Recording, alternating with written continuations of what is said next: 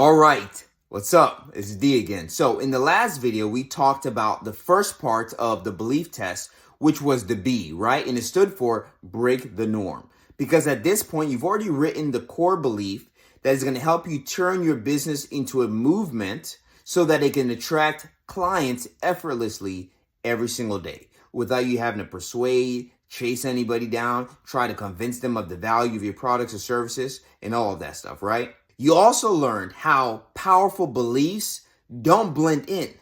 They disrupt. They challenge the industry. They shake things up. Now we're going to the second letter in the belief test. That's the filter that we're putting your core belief in just to make sure it's solid enough, okay? And this letter is the letter E, which stands for exclude the masses.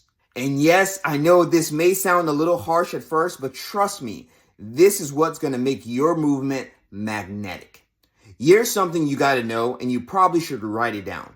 If your belief makes everyone nod, it's not strong enough to lead a good movement. Let's talk about it. Let's talk about one of the most dangerous lies in business today, and that is you'll reach more people if you play it safe.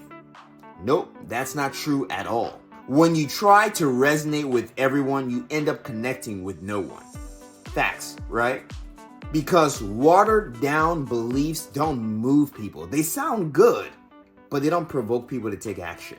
See, your belief should make some people lean in and others to lean out. Let's take the MeToo movement as an example.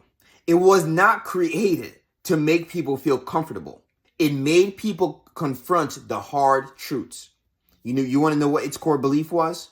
Silence protects abusers, and survivors deserve to be heard and believed. And that belief, it didn't land softly. It challenged the culture. It divided rooms. Some people loved it while others resisted it. But that is exactly why it worked. Because it gave people something clear to stand for.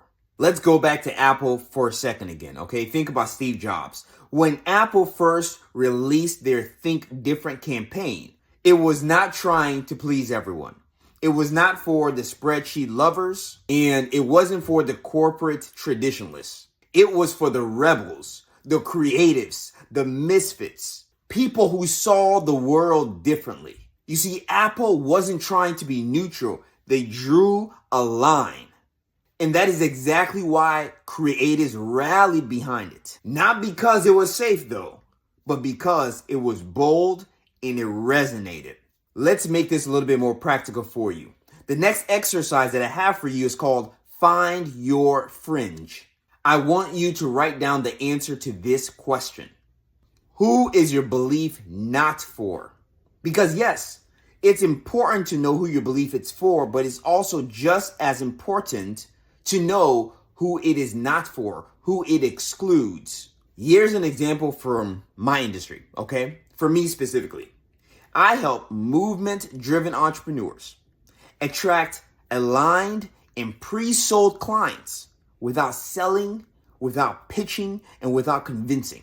So if someone believes that sales scripts and pressure tactics are the only way to grow a business, they're not for me, right? And I'm not for everyone. I recognize that. And neither are you. You don't need everyone to agree with your belief. You just need the right people to rally behind it. The purpose of your belief isn't to be accepted, but rather it's to attract, okay, the right people. And here's the thing, attraction only works when there's a contrast. So instead of trying to sound nice for everyone, I want you to say something that makes the right people say, that is exactly what I've been trying to say, but you said it better. And just as powerfully, it needs to make the wrong people say, that's not for me. That is how you know your belief has traction. So here's what I want you to do. Go ahead and write your belief and then write down who it is not for, pretty much who it excludes. Be honest about it, okay? Be bold about it and be super clear. Because at the end of the day, you're not here to gather fans. You are here to build a movement.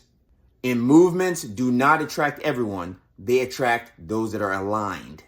In the next video, we're going to dive into the L of the belief test. And this one is personal. It's about why your belief cannot just be words, but rather it has to live inside of you. It has to be something that you've lived through. And I'm going to show you how to use that to build even deeper trust with your audience. Let's go.